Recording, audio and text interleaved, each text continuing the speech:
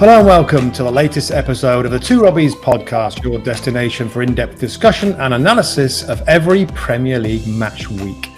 I'm Robbie Mustoe, he's Robbie Earle, and today is our first episode of the 2020-21 season. So we decided we needed a very special guest to preview the upcoming season. Former Everton and US men's national team goalkeeper Tim Howard is here with us. Tim will be joining our studio coverage team this season, and we couldn't be more excited to have him there and in the Robbies Podcast as well. Tim, thanks so much for joining the team, and thanks for coming on to our podcast. Gents, anytime. I'm excited. Thanks for having me. Looking forward to the chat. Tim, before we go on to the five burning questions we've got ahead of this season, just wanted to get your thoughts on Everton Football Club. Have been active in the window, signed Allen, signed Doucouré, signed James Rodriguez, big signing for the football club. Couple of things, mate, just for your old team. Are we at the stage where Everton most seasons seem to have a reason why this hasn't gone right or that? Are we starting to run out of excuses for Everton? Is it time to start delivering for the Toffees? Yeah, I think so. Look, ever since I left, and we had David Moyes there for 8-9 years, and then and beyond, and then Roberto came in, Roberto Martinez, and since then there's been a litany of coaches and a lot of money spent on those coaches and paying them off and bringing other coaches in. And you know, when you do that, you have to buy their players, and then a new coach comes in, he doesn't like those players, and it just the list goes on and on. So we spent more money in the last 4 years than we spent in my time there, which is great, which means you're getting talented players. But when it's so patchwork with the managers, there becomes an issue. Look, I like Allen, I like James Rodriguez, I like Doucouré. My concern is with a guy like James. Yeah. Massive clubs around the world. I love his talent. Yeah. I've also played in front of the Toffee faithful, and doesn't matter how big you are, you've got to roll up your sleeves. You got to be able to play. You got to be able to dig in. And yes, his class will take care of itself. But if he becomes flippant at any point in terms of I played at Real Madrid, I played at Bayern Munich, this isn't going my way, forget. I think the fans could turn on him quickly. Now I hope that's not the case. But I do believe that these players who have been recruited by Ancelotti believe in Ancelotti. He's a winner. He's been there. He's coached big players, and I truly believe that they've been sold on the project that Everton is putting forward. And look, really big signings. The time now is to deliver because it's been too long since we've won anything and been really a reckoning force. But for many years, they've been known as, or me and Mustoe have often said, they should be the best of the rest. So if they're not that top 4, top 5, let's say, they should be ahead of Wolves, competing with Leicester and Sheffield United. Is that what success is going to be for them this season? Sort of finishing in the top of the second Premier League? Yeah, look, it used to be whoever's outside the top 4. Now the top 4 is expanded to the top 6 and beyond. But yeah, Everton, at a bare minimum, you're fighting to get into cup semifinals and finals, and try and get your hand on the trophy. Having those deep cup runs, finishing in the top 4, if at all possible. But more realistically, can we get in the Europa League year on year out? That hasn't happened for a few years. It did for quite a while, certainly in my 10 years there, but it hasn't happened in a long time. And Everton fans want at a bare minimum European football so they can travel and enjoy the fruits of their labor.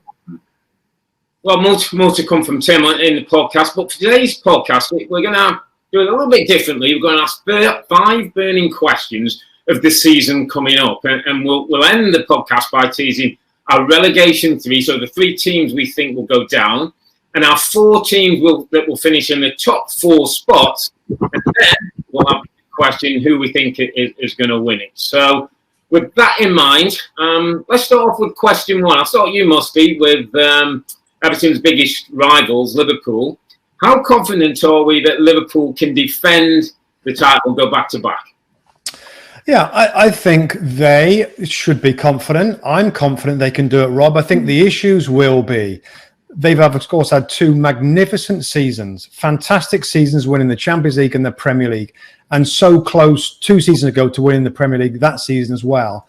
Can they go again? Now, you look at the squad, and of course, it's been a very quiet window so far. They've got a brilliant squad of players. There's been talk about Thiago Alcantara going there from Bayern Munich. We'll see whether that happens. But you've still got that front three. They're still in the prime of their careers, if you like, Rob. They've still got a ton of good options in midfield. We know about the goalkeeper. We know about the back four. We know about the fullbacks that create so many opportunities for them in Robertson and Trent Alexander-Arnold. So, yeah, we know the manager is fired up. We know what sort of motivating guy he is. So there will be concerns about lack of freshening up of the squad, if you like, in this window. There's still weeks to go on that. But I think, why not go and win it again? Tim, where do you stand with Liverpool? Obviously, saw a lot of them last season. Is there any worries, and I'm interested in your view because I've got my own, is there any worries that, once they won the title, it fell away a little bit? It wasn't quite as commanding as it was? Or is that just a blip? Is that human nature? Was that to be expected? I think that's probably down to the quarantine and the breakup of the season. It was that they were never going to go strength to strength because it was such a big, massive gap. But look, I think with Liverpool is simply this. There's I don't think they've bought well. As Mustoe said, there's still some time in the transfer window.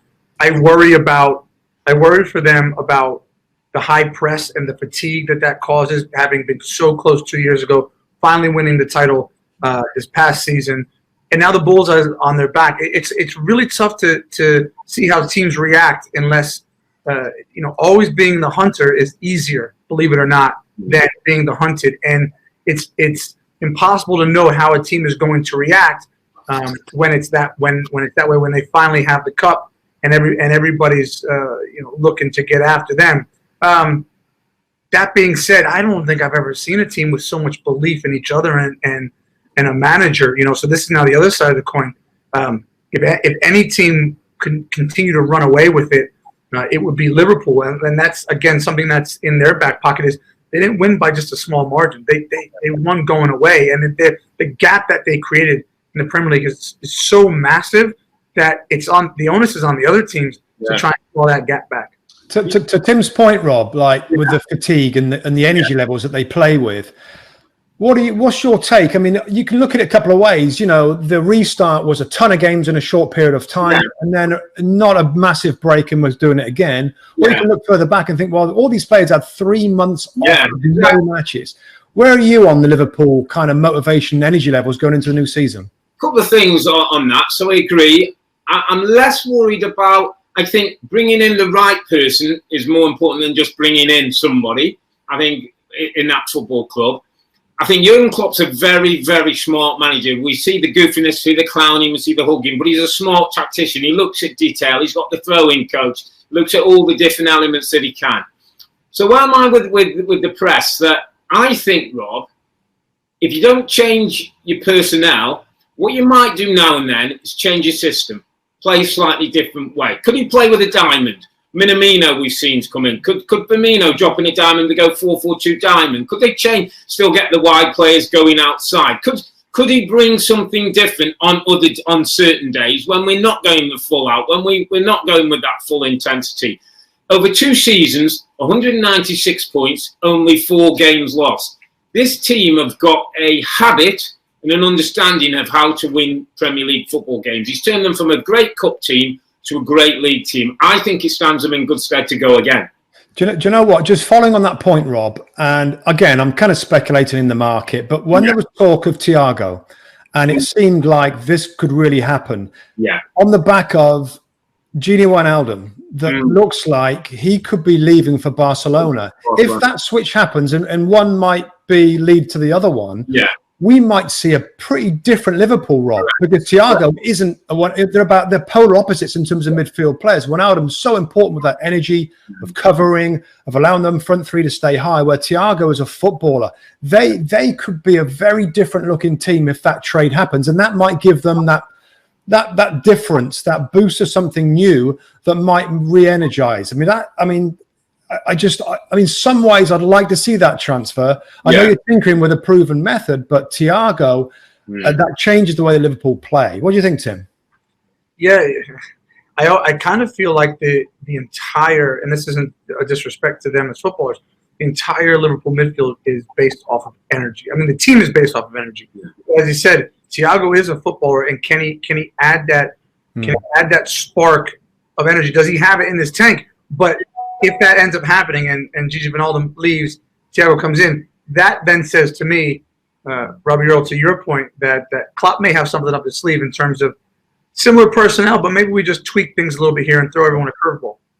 Yeah, he can chuck Salah up front. He's done Mane. We've seen those rotate positions.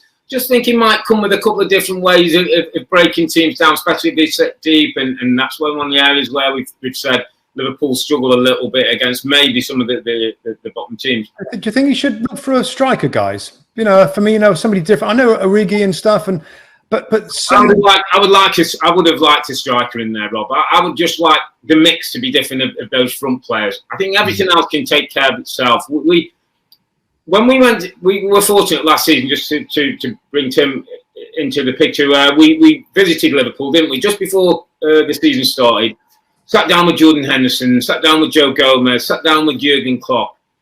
And back then, we were wondering, having gone so close and won the Champions League, what would be the thought? We both came away. We jumped in a car and we said, they're up for it again this year. They're flying. I sense they're up for it again. I sense they feel like, okay, it took us 30 years to win one. I'm going to show you how good we are. We're going to win another. I just get that sense around the football club. Yeah. And I'll just add one. I'll ask Tim a question that we've talked about, Rob, a few times. And there's obviously championship teams are made up of all different parts of it. But I think we'd all probably agree that the special elements are those wide scoring forwards, Sadio Mane and Mo Salah. Tim, is there any way that they don't perform or deliver the production numbers that they've done over the last couple of years, particularly for this season? Because it's so critical for the way that they play. Well, yeah, look, I don't see a drop-off, not with those players, not the way they play. The system is tapered to them or vice versa. When we talk about bringing in another striker or someone else up front, if it's not broken, they're not going to fix it. Yeah. I think with Firmino and Origi, although we on the outside might want to see something different, they've been blessed in terms of those 3 or 4 players to not have missed many games due to injury. Yeah. Always all those guys fit for selection. So I think in their mind, there's no reason to go buy a striker to bolster the squad. Now, if they run into problems, and I touch wood, I don't want anyone to get injured. If they run into injuries, then yes, they might have to do that in the January window. But I can't see them changing up, and I don't see the production dropping again unless their motivation is down. Yeah, which it doesn't seem to be. I can't see. I think the production is going to be just as high. Okay, so that's Liverpool. Let's move it on to Manchester City. Some distance behind Liverpool. I think it was 17, 18 points difference between the two teams. Have they done enough to win it back? Not yet for me, Rob. Not yet. I mean, we know the market's still open. We know the money they've got. We know that, Messi was something that might have been a possibility. That's gone now. It looks like Messi's going to stay at Barcelona. When you look at what they've done in the market, it's Ake is a good defender. I like him a lot, Ake. Ferran Torres, we'll find out what kind of wide player he is. He's a dribbling, young, very, maybe I guess replaced for Leroy Sané. It's just defensively that my issue is, and I'd love to get Tim's take on, we know last year, Tim, they lost, I don't know what the number is now, but they lost a lot of league games. They scored a ton of goals. They lost 9 league games. I mean, you look at the goals, they scored more than anybody else. Yeah. The goals against Column wasn't bad. It's just they lost games and lack of concentration, key moments. Defensively, we said it on the show lots of times, Tim, that Vincent Kompany, Laporte's injury, those 2 guys not being there was a massive factor. I guess 2 questions for you.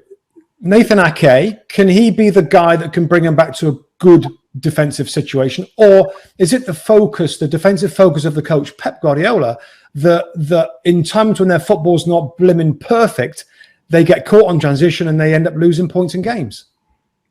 You've nailed it there. My issue for City is they're joking if they think they can even come close to losing 9 games. Liverpool set such a high standard that they said, look, if you're not willing to go almost unbeaten or unbeaten, you're going to have a problem. Now, listen, I think Liverpool will lose more games this season, even though I wholeheartedly believe in their ability. But they're not going to lose 9 games. I can assure you that. And so City's got all the work to do. And as you said, game plan and footballing blueprint isn't perfect for City, they do get exposed. Do I like Nathan Ake? Yeah, I do. I like John Stones too, and I like Laporte, and I like these defenders. I don't think he's that much better or dominant than the defenders that they brought in. The system leaves them a bit vulnerable, a lot vulnerable at the back, and so that's where the major concern comes in. See, I think Nathan Ake, I agree with him, is a good player. I think he makes them better. He doesn't solve their problem. The guy who solves their problem is the guy, when things aren't going right, is talking to the midfield player from get in here and sit here. The guy who's making sure wingers have got the position. The guy, the personality who changes the way that back four work, that back four think. That the moment when they're attacking, that guy's organising things at the back so we're not going to get caught out. I still think they miss that, Manchester City. And Leon showed in the Champions League, there's a vulnerability when they give the ball away to be played up against. Fernandinho, for me, is such a key player, and I don't like when he plays in either as a centre-back in a 2 or a 3, because he does a job because he's a great footballer, but it's not his best position. His best position is in that holding midfield. But I just looked before we came out, he's 35 years of age. So eventually he catches up on us all, and he still gets across the pitch well. He tactically reads things brilliantly, but he's so key to being in the middle of the park and stopping things. I still worry about Manchester City defensively. I'm concerned that Manchester City will lose too many games to probably win the title. I still think there's too many off days coming for City. I think some of that kind of difficult to score against is going a little bit. I think teams will start to feel, listen, if we do well, we know they're going to have a load of ball, but if we hit them well on counter-attack, as Wolves did last year, Norwich beat them last year, Southampton beat them last year, I think teams are going to get more confidence playing them. Well, this is my issue with them. If you were telling me City's losing to Liverpool and or Chelsea, okay, fine, you can compete at the high end, but you can't lose to those teams. You can't lose to Southampton and Norwich and expect to even have a chance at the championship. Look, I think that when you talk about Fernandinho at his best, right, barking orders and who was behind the company, right, and so now you really had a rock solid spine. And he's 35. It's a young man's league. Yes, he can still get about because he's a good footballer, but they haven't replaced him. And as you said, that's probably the most important part. Yes, get Ake in there and some better center backs, but the sixth, the guy who's in the whole holding, has got to be replaced. Just I'm gonna put on my Robbie Earle kind of head right now. So what he does, Tim, Robbie is a lot more kind of gut feeling and that, right, about things. I'm gonna put my head on now, and what I want to say is, I just don't have a good feeling for Man City. You look at the disappointment in the Champions League. You look at, like the Messi thing that might have been, and now he's not gone. Leroy Sané's gone. Pep Guardiola, another season for him. I don't think he's been at a club as long as this. So is there a few things that I think that just kind of take away the excitement from those players, Tim, and the edge that we saw in the early years in the Pep and City, that excitement for his message and enthusiasm? Let's remember, they've lost David Silva out of the dressing room, another 10-year veteran, pillar. Company last season, we saw his miss. David Silva this year, we see his miss. Young Phil Foden, who we hope's got a bright future, already had a slight misdemeanour with England. We've seen that. We've seen how those things can affect players coming into a league, although the fans aren't in there now, but there's a little bit of pressure back on Foden, bit of a glare that he didn't need, got himself in an uncomfortable... Let me drop this in there. And talking to some of the City players who have played for Pep, to your point about how long he's now been there, Pep rides players. Pep is hard on players every day in training. He's intense. And it's really good when you win your 1, 2, 3, right? But when you're now up against it and you have to win, does that longevity and that intensity, does it start to fall on deaf ears for the players who have been there a while? Can he still motivate those players? Because he does it. He does it brimstone and fire, and he's in their face. But the players have told me that wears on you over the course of a season and then 2 or 3 seasons. So, I mean, for me, and we'll get to the predictions at the end of our show, but it's the last year of Pep in his contract. It's either going to go really well, I feel, or pretty bloody badly. If Koulibaly signs, guys, in the next couple of weeks, Koulibaly could change. He could change everything. I mean, so there's obviously stuff to do. We'll get into it a bit later, but interesting times. Whether Pep. I just want to mention as well, they have got the best player in the league, Kevin De Bruyne, won the PFA Player of the Year. Just give him a mention of obviously that award. And he's driven. I heard him saying, we got to get back to winning titles, and that's why I'm staying at the football club. The ban that could have been in place in Europe hasn't. So positivity for City. They'll believe in that dressing room. They can win it. But one of the things I think, just to add to this, is you can't afford a poor start in this Premier League. I think you're going to win it. Any of those teams you think, Liverpool, City, United, Chelsea, Arsenal, whoever, you've got to hit the ground running and start off, go 10 games unbeaten if you want to win this Premier League. Yes, massive start. Robbie, let's move it forward, my friend. What's the next question? Question 3. Are Chelsea or Manchester United in place to challenge for a title? Let's start with Chelsea, Rob, because they've been pretty much the story, haven't they, of this thing. I mean, ridiculous. I mean, back to the early Abramovich days, outspending everybody, looking for key targets, giving the manager what they want. It's only Frank's second year in charge of the Premier League team. Pressure was slightly off him last year with no transfers into the football club, a lot of young players breaking through. Very different start and expectations this year, my friend. Just exciting. I mean, these are brilliant signings with players that, of course, as we all know, we've all been there and we've all had teammates coming in from different countries. Yeah. You never know that some of these guys will settle. But if they can settle well, I mean, this exciting period. We saw this before, Rob, as you said, Abramovich, early years at Chelsea, big money on good young players that stayed at the club and did great work for a period of time. Eden Hazard being the prime example. Havertz and Timo Werner. Money. Frank was one of them, really, signed from West Ham. Yeah. So by spending the money now, he's retooling the squad, but in blimmin' exciting, proper, in a lot of ways proven players at the highest level to take Chelsea forward for the next 5 or 10 years. I mean, in terms of Lampard's pressure, of course, there'd be more expectation, Rob, given this lineup. I mean, the front 3 or 4, I mean, there's some tremendous options there. Whether we get into individuals today or not, Kai Havertz, I've seen of him, could be a special player in this league for many, many years. But it's going to be to Frank Lampard to find the balance. And Tim, I'll throw it back to you on the balance of things. I think we all agree that some great signings there, but Frank, they conceded a lot of goals, Chelsea, last season. Do you think he will learn from that and tweak the way they play in some way, or just think, you know what, we've got so many great players, let's just be expansive and try and score a ton of goals? I think he will tweak the way they play. Look, you mentioned it. Not only did they bring in big signings, their experience and proven signings. Like Havertz and Werner are going to score goals. Like, we know that. That's not even in question. Ziyech from Ajax, he's going to get on the ball. He knows what it's like to be kicked about the football pitch, so he'll adapt really well and really quickly. So that part won't be an issue. There'll be goals up front. I think he will tweak a bit to not be too expansive. I ultimately think Chelsea's Achilles heel is going to be their goalkeeper. If Kepa has to play an entire season for them, he is liable at all costs. And I don't love that for them. But they have enough going forward and in the heart of the midfield to really make some noise. Has he been that bad, Tim? I can't make my mind up. I've asked the same question. Yeah. I see things go in, and I think, are we being a bit harsh against him there? Something might fly in from 25, and people go, "Oh, he hasn't moved his feet. Oh, he ain't got." Is he one of those keepers, because of maybe what happened in the League Cup, he didn't come off, maybe because of the amount of money?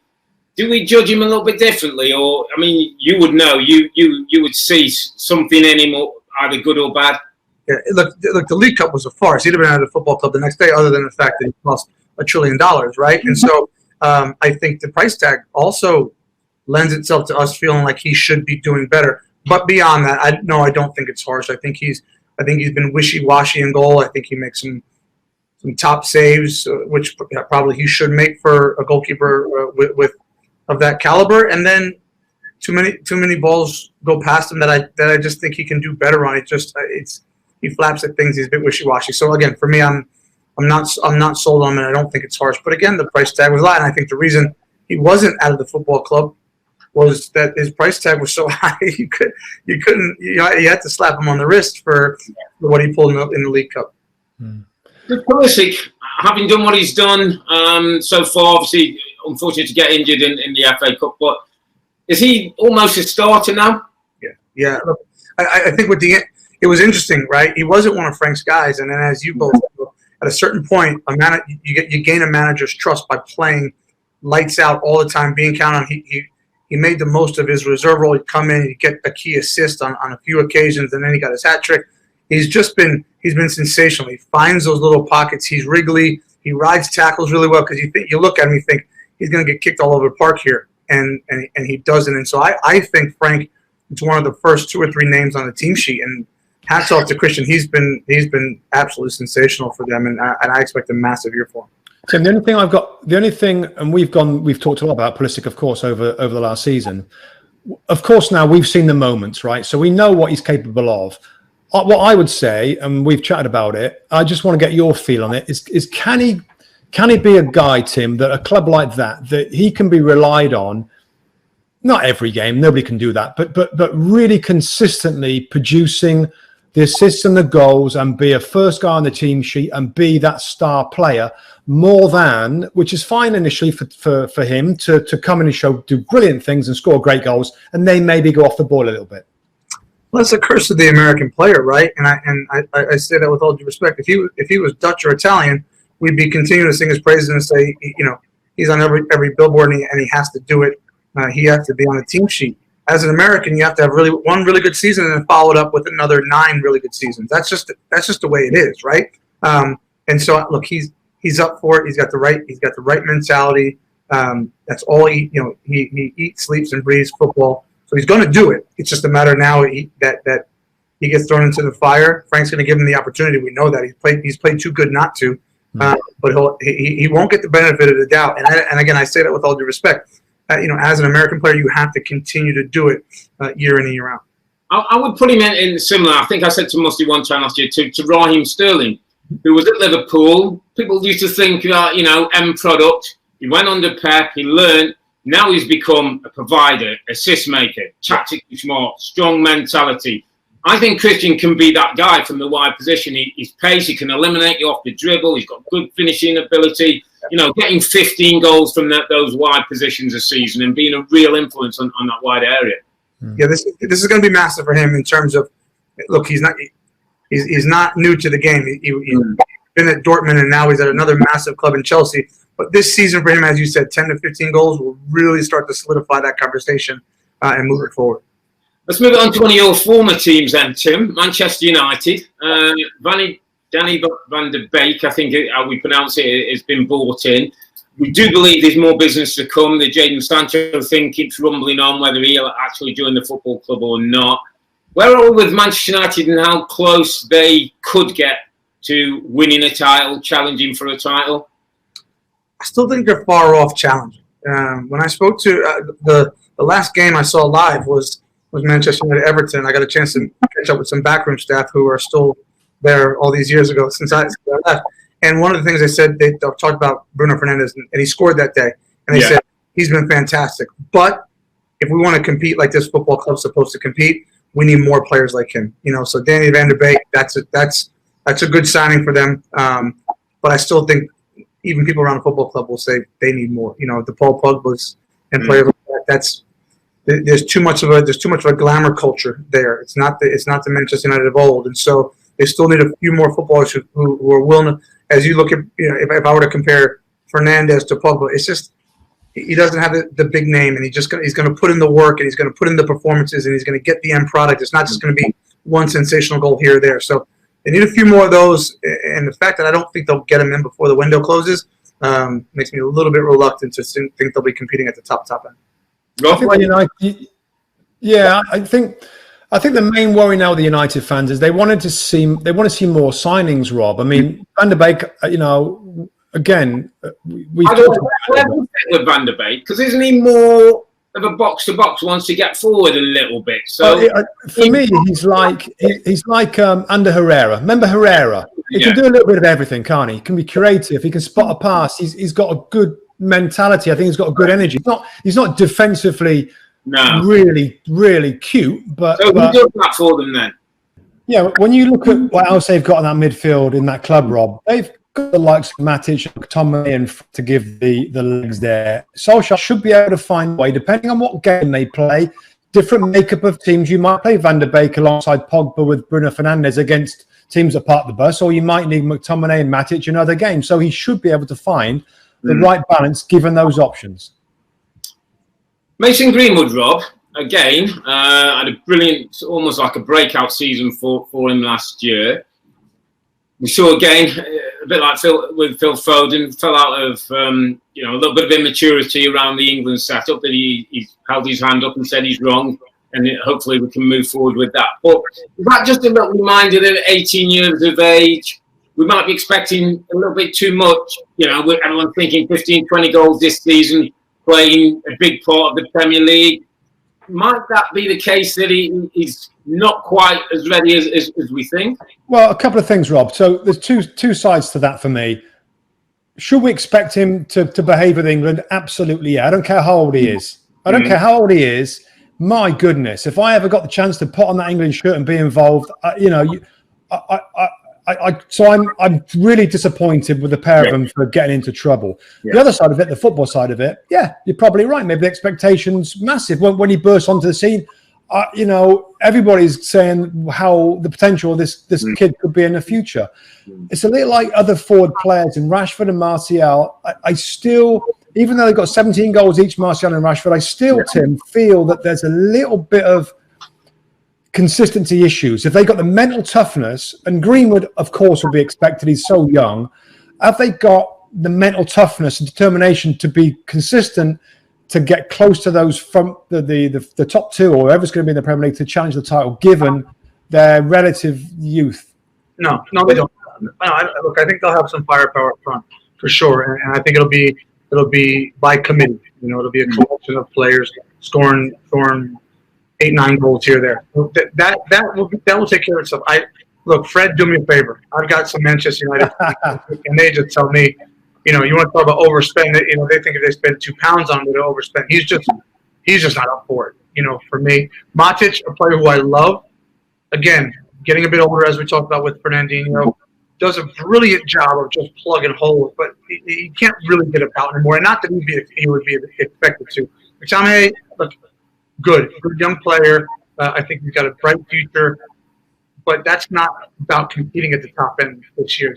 I think the midfield and certainly defensively, they will struggle. And when I say struggle, will they compete for the top four? Yeah, I think they will, but that's not good enough at Man United.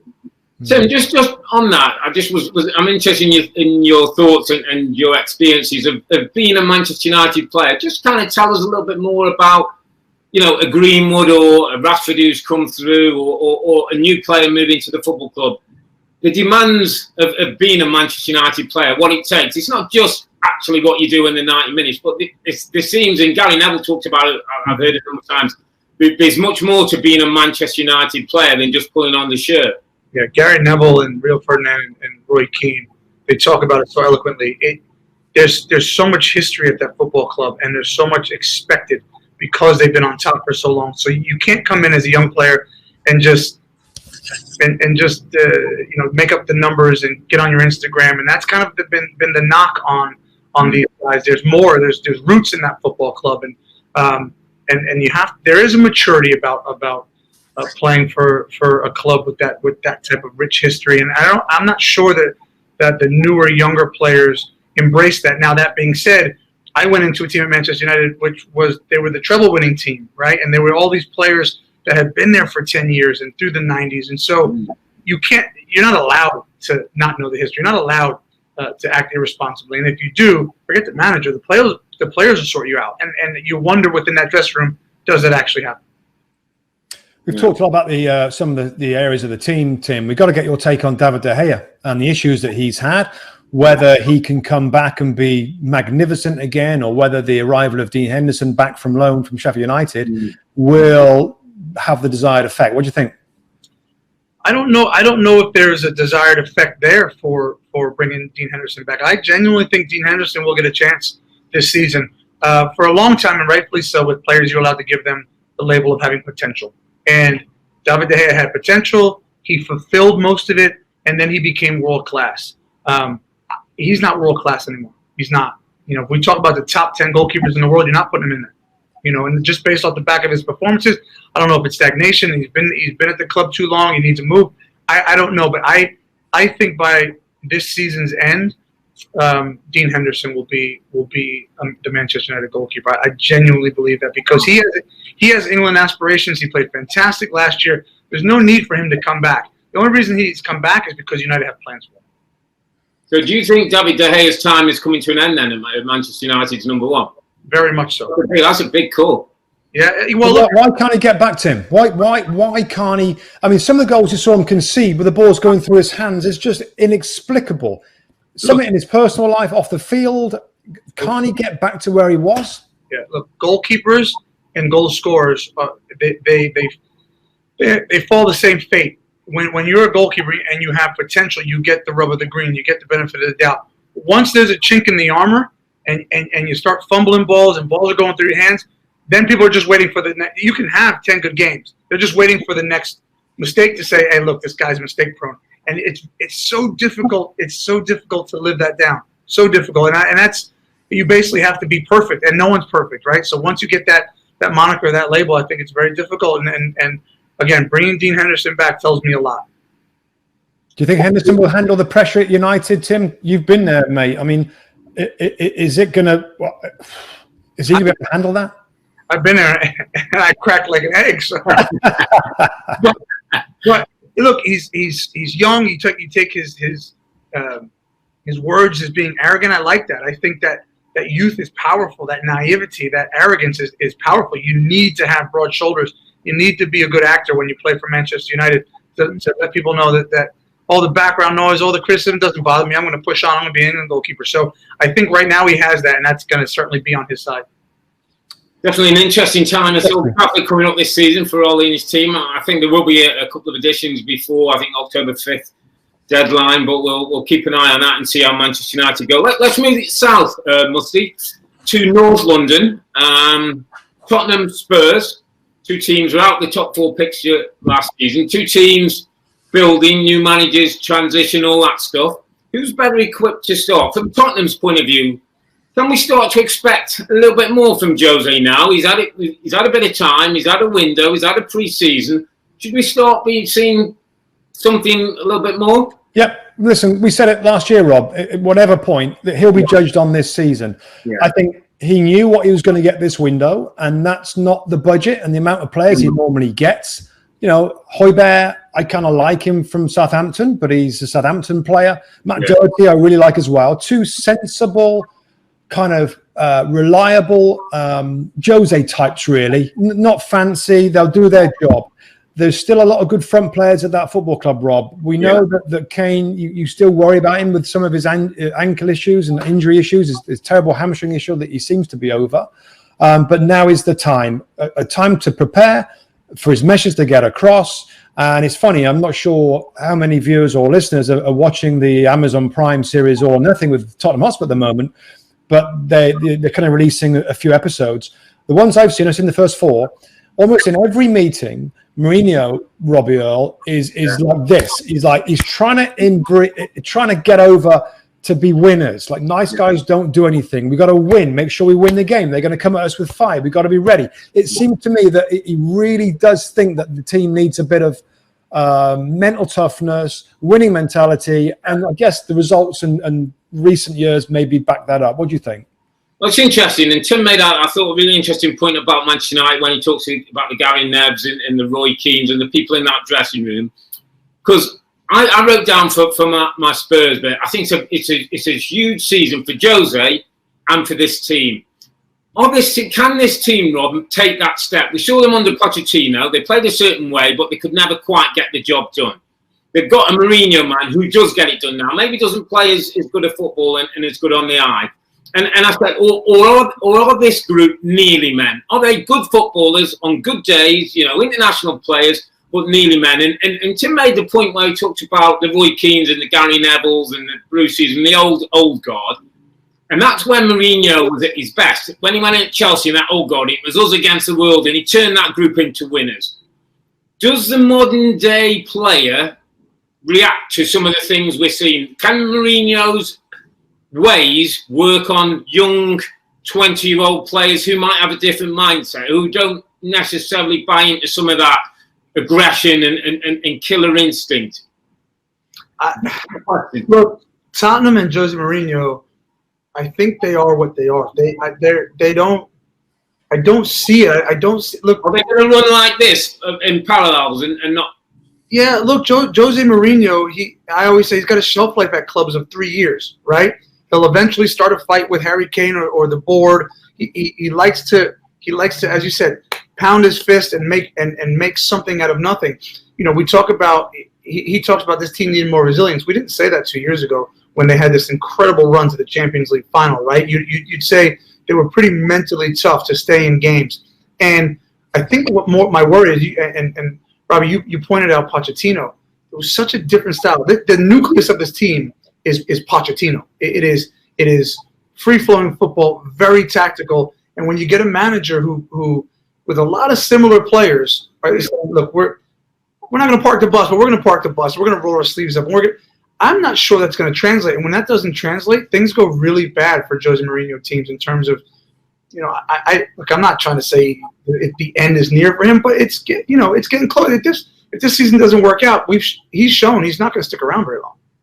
Interesting take, Tim. I mean, I think that what he's trying to do is transition this team to the way that he wants them to play and to be, and no question, it is going to be very different to Pochettino team.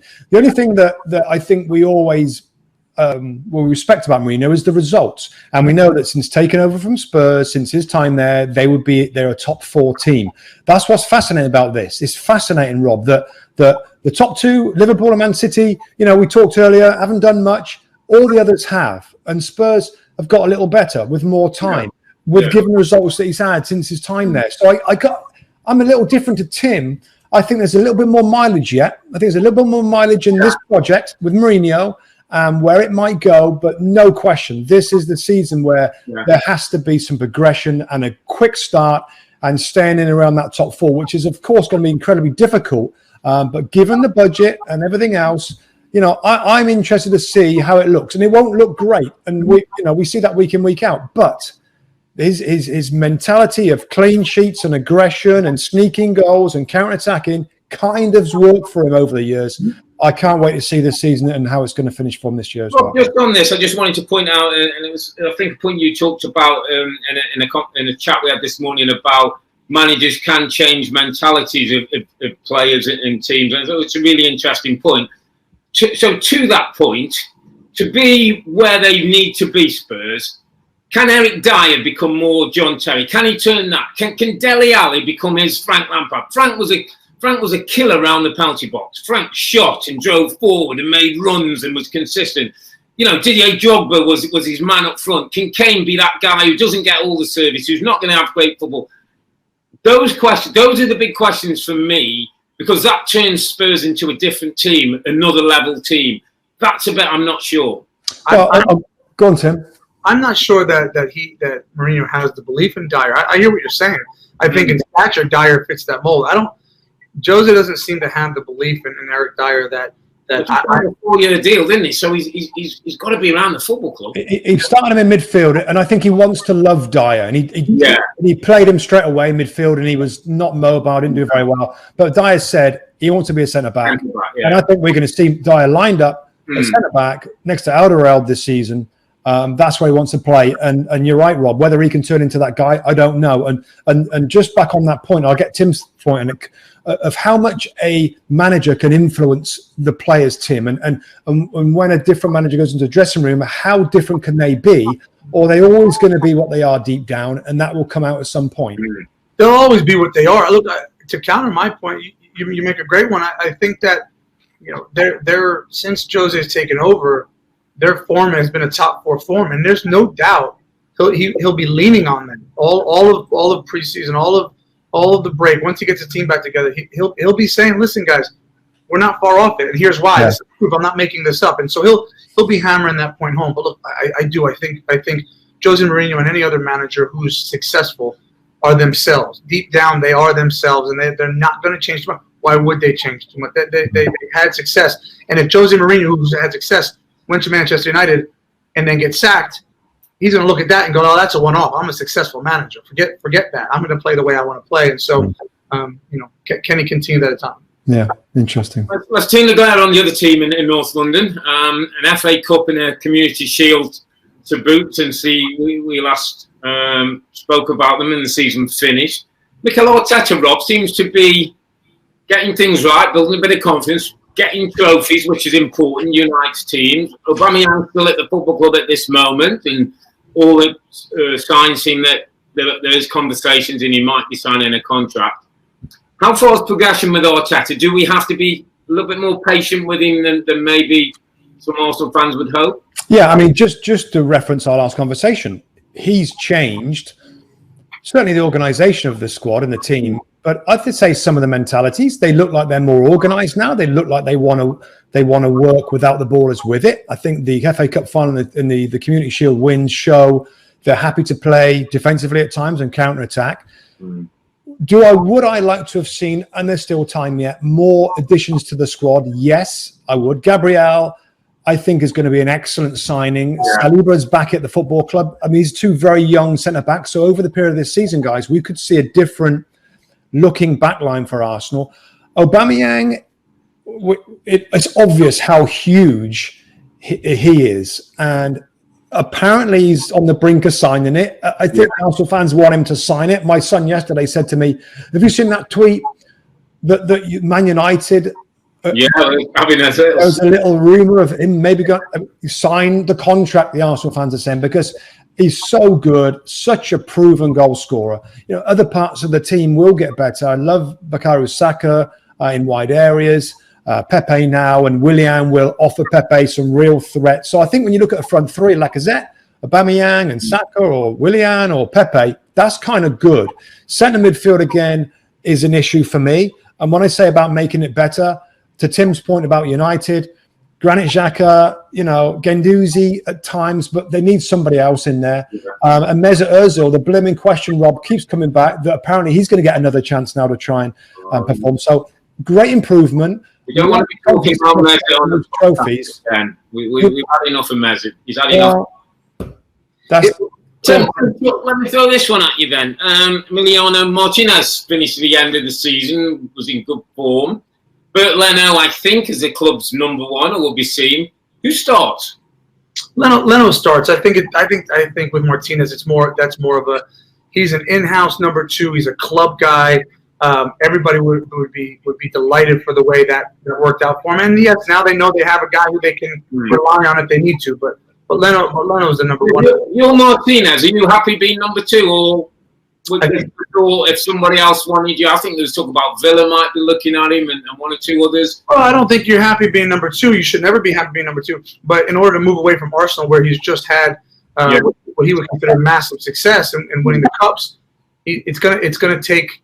Yeah, it would take a Villa to say, "Hey, we want you to come in and be the number one," for him to move on, whether it be on loan or not. Look, I think Aubameyang has to sign the contract, and I look at Mikel Arteta, and he will get time. This team is going to be a likeness of who he was as a player. He came to Everton, having played up in Scotland at Rangers. He was a good tactical, technical footballer, and David Moyes said, "Son, if you're going to play here, you have to roll up your sleeve. You're going to have to get sideline to sideline. You're going to have to tackle." And where did he become? All of that and then some. And so this Arsenal team, as you both mentioned, they will take on his likeness, and I think he will get time. I also think of the recruitment process. They've sacked some of their lead scouts. They've moved more towards relationships with high-profile managers in terms of high-profile agents, and that's how they're going to bring in some of the new signings. So I think he'll get time, and he should. Some exciting young players as well, Rob, I think, for Arsenal. I think Mikel Arteta wants to leave those opportunities for the Sakas, the Nketiahs. Maitland-Niles is coming towards the end of the season, had a really good end of the season. I think there's an opportunity for some of the young players to get a little bit of time. Yeah, and of course those new defenders that he will hope will settle into the team, because we know that Arsenal have been crying out for better central defenders over the last few years. If one of them can really come in and make a difference, you've got Kieran Tierney on the left-hand side. Whether Bellerin might leave, which I think, the club are contemplating, Maitland-Niles can do that. There's some good parts to it. And as Tim says, I think they realise now that they've got the right guy. And you know what? It takes time and years to slowly build a team. And that's what we might be seeing, Rob, steady, we focus on centre backs, and slowly build it. But there's no question. 2 or 3 year project, isn't it, really? 2 or 3 year project to challenging, but top 4 would be good. Yeah. Okay, let's move it on, mate, because we've got one last burning question, and it's one team that are going to create headlines, whether they're top, middle, bottom, or anywhere in between. Leeds United or back in the Premier League. What can we expect from Leeds and Marcelo Bielsa? Fun. Fun. I mean, we know Bielsa is a eccentric manager, much storied, many clubs, great jobs, great work ethic, crazy passionate about the club. We ain't got enough time to talk about Bielsa on here. The football will be expansive. They will be a possession-based team, Robbie, or they're going to try and play. I watched quite a few of their games from last season already. Yeah. And not a team, and I think this is an important point, a small point, that get bogged down trying to fiddle out of the back, right at the back. I noticed that they're not into that, which I think is a blimmin' good idea, because Norwich City tried to do that and had success at times, but it's a recipe for disaster. They'll try and play a little bit higher up. Some good young players. Rodrigo, I think $33 million, is a Spanish international striker right now, I think, for the team. That's a good signing. And the biggest thing of this, Rob, and the shame of it all is the fans. And I'm so gutted that our viewers on our network for Leeds coming back in are not going to see the Leeds support. It's off the charts. One city, Newcastle, it's a shame. Like Newcastle-esque, isn't it? They're home or away, they're supporting that team. I don't know when you played there, Tim, but I was just thinking there were a set of fans who get involved in the game. Yeah. They're giving you stick, you're hearing stuff, the banter's going. There's a play against them, Tim. Were they, because they're out of the League 6? Did you play against Leeds? Yeah. So one season. So my first season at Manchester, the rivalry was so heated and passionate, and going to Ellen Road and hating Leeds and hating Yorkshire. It was so special to experience that, and then their fall from grace, having just a few years earlier been in the Champions League semi-final and wasted all the money, and then the relegation. And it's a shame to see that football club be away for so long. And then, as you said, they finally get back into the Premier League in 2020, smacks us in the teeth. And once again, there's no fans there. Look, I think for me, the question with Leeds and Bielsa teams is, will they be too expansive? It worked in the Championship. My concern is when you start getting into Premier League, into the upper echelon of the Premier League, and you're expansive, you will get opened up and you will get exposed. And so they're going to have to figure out a way to counteract some of those things that they have been doing that they only know how to do. And maybe in certain games, yes, possession is good. But as you said, where are they picking up possession? Is it higher up the field so that they're not leaving themselves exposed at the back? But it will be fun for sure. Yeah. Got to be good without the ball. Any team that comes up they're going to stay in. You've got to be good without the ball. You've got to have a good defensive record. We've seen Sheffield United. We've seen Wolves do similar, come out and hold their own. And I think we're all hoping Leeds can get themselves to a decent start and survive and give us a story. And when the fans come back, they add something. They bring something to the Premier League. So get all eyes on them. Okay, guys, time for our predictions. Time to put our neck on the line. We're going to start off with the bottom end of the table. So I want your 3 picks for the 3 teams you think will be heading to the Championship come next May. Robbie Mustoe, I'll let you start first. Give Tim a bit of thinking time. Oh, God. Well, obviously, we always say this, and of course we're going to do predictions in the preview, but there is some time in the transfer market. Yeah, that's what I'm saying. This could change in the next few weeks. Anyway, oh dear. So sadly, I think Fulham are going to struggle. Haven't done enough yet to change. I'm not, again, the Championship to the Premier League is such a jump in quality. I haven't seen Fulham and West Brom, Robbie Earle, do enough yet. I know they've secured some players that are on loan, which has taken a lot of their money, but they haven't made the team yet significantly better. So I worry. and other teams that have improved and have done well and have proved themselves, like Brighton and Newcastle have done well. So I have those two going down. The last one's a bit of a toss-up, but I'm going to go for Crystal Palace. Wow. An awful end to the season. Wow. Eze from the Championship QPR is an exciting player, but it's the same strikers. Again, I know they're in for Michy Batshuayi that might make them better going forward. Yeah. I just think, are they too stale? I know for a fact they're very old. It must be the oldest squad. A lot of old players, aging players. I looked at their injuries right now, Robbie. They've got 7 injured players at the moment. A lot of defenders out. Yeah. So I just feel Villa will, with what they've just done in the market, they're going to be okay. And I think Palace could have a bad season. No, a certain lady who's not going to be happy with you. I'll move on quickly to Tim. Tim, your bottom three. Any change on a Fulham, West Brom, Palace? Yeah, look, Fulham for me goes down. They're two. I played there for many moons, probably 13 years, and they're just a soft touch. It's a nice sunny day on the Thames, and everyone's you get the whole entire back stand as the away fans. It's like a home game. Hey, they're not that nice. My last game now, I had split my front lip there with some guy elbowed me in the face. They're not that nice. Yeah, but listen, not the Fulham I know. I think they're just, look. Scotty Parker will give them a bit of bite, and he's done that. But again, the difference between the Championship and the Premier League is so high that you need more than just the bite. You need more quality, and I'm not sure that they've gotten enough in to get them over that line. Yeah, Villa for me, it also goes down. Here's why: it's tough. They had that last ditch effort at the end, and that's good. And obviously, that gave everybody that filled everybody with some sort of promise and hope. But to have to go again, we talk about Liverpool at the top end, right? Like, can they do it again? Same with Villa. Like, they know what kind of pressure they're going to be under. They know how intense it's going to be to stay in the division. And that can be daunting. Look, does Jack Grealish stay? I think so. If he doesn't, forget about it. And also, again, for Jack Grealish, he basically has to be Superman. He's shown that. In the last 2 seasons, to get them up and to keep them in the division, he has had to be Superman. That is so difficult for a player. To have to shoulder that load the entire season. And then for me, lastly, is Brighton. I know they probably finished just outside last season, but they don't seem to me to look like a club or a squad that's going to kick on. I think they'll be back in the mire of relegation for most of the season, and then that takes its toll. And I think they try and play good football. They are pretty solid at the back. They just don't have a lot going forward and you have to score goals in the Premier League. So Tim, Fulham, Villa, Brighton. So he has Leeds and West Brom staying up. I've probably spent too much time with Mustoe, talking to Mustoe. I go Fulham as well as you. I go West Bromwich Albion. I just think, I look through the squad, it looks very average all over. Love Slaven Bilic, but they had a bit of a challenge getting out of the Championship. weren't sure they were going to get top 2 at one point.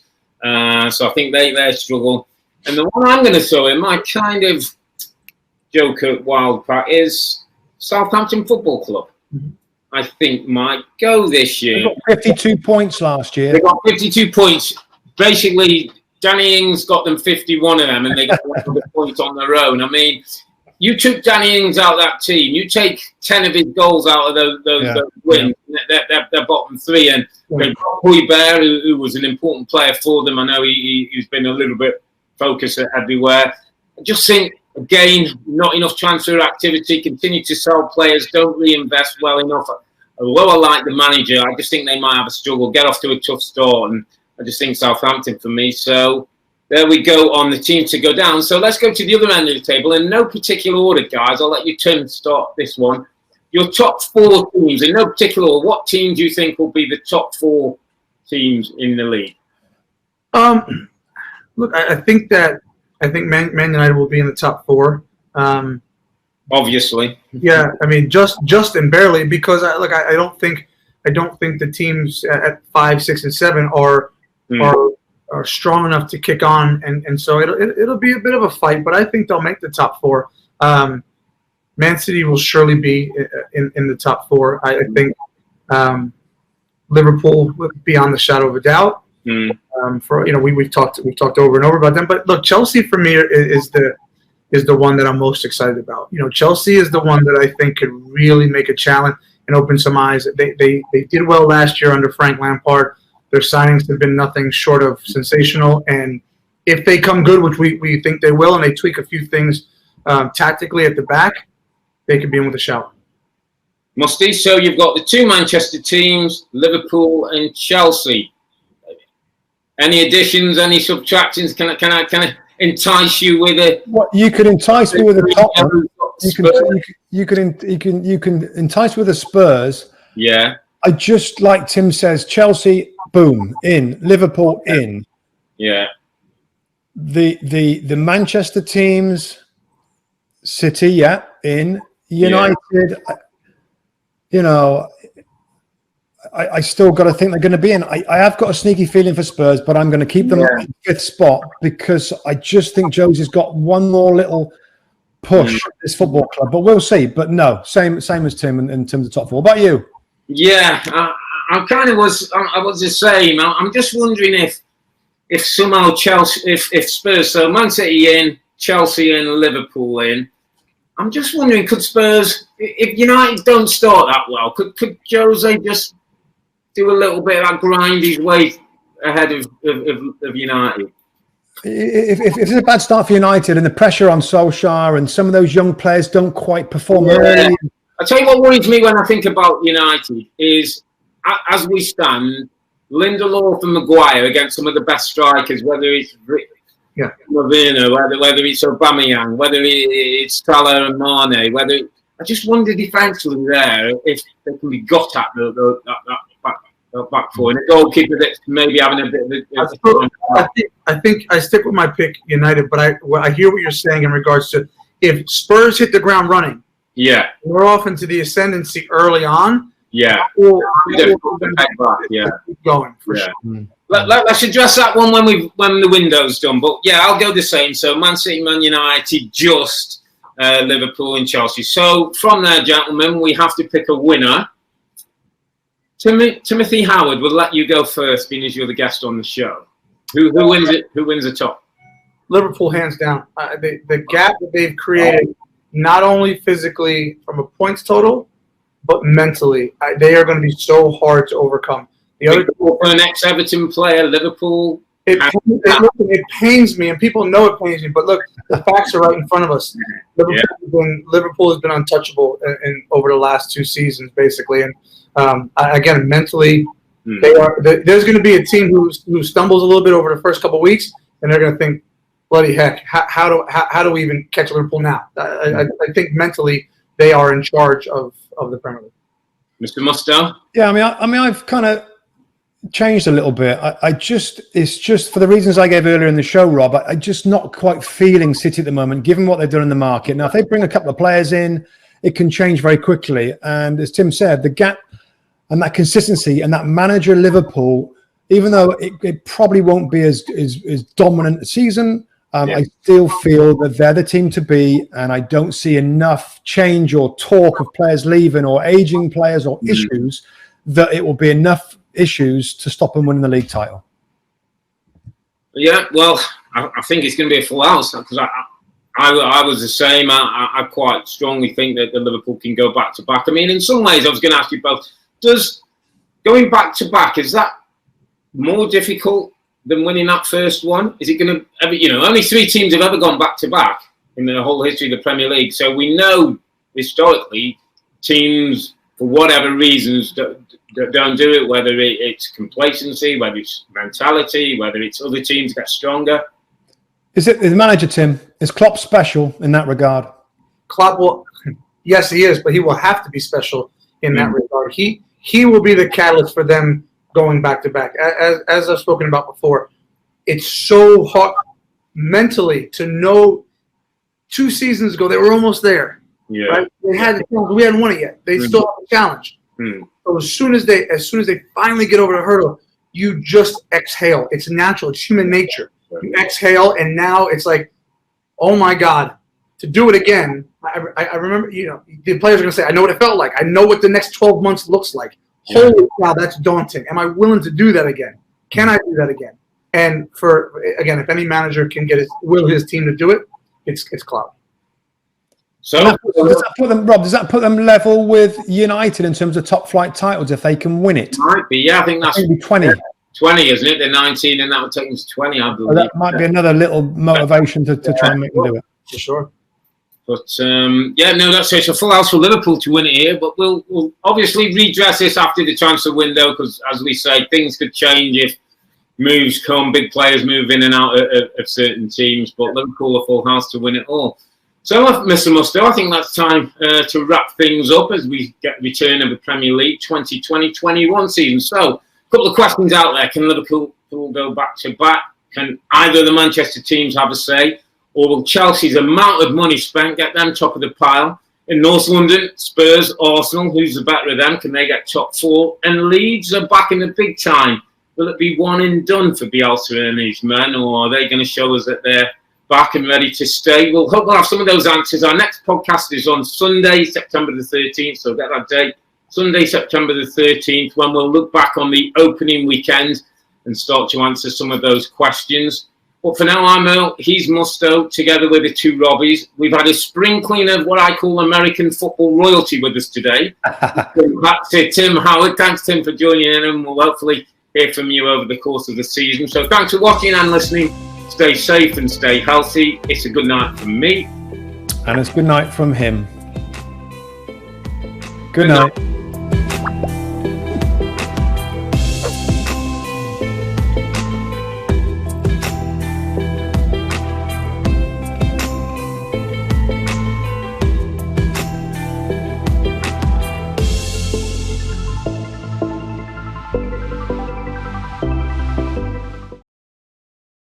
Hi there, I'm Rebecca Lowe, studio host for NBC's coverage of the Premier League. Don't forget to hit subscribe to watch highlights all season long and tune in for Premier League mornings every weekend at 7 a.m. Eastern on NBCSN. And for more than 1,400 hours of exclusive Premier League content, make sure to visit NBCsports.com/gold.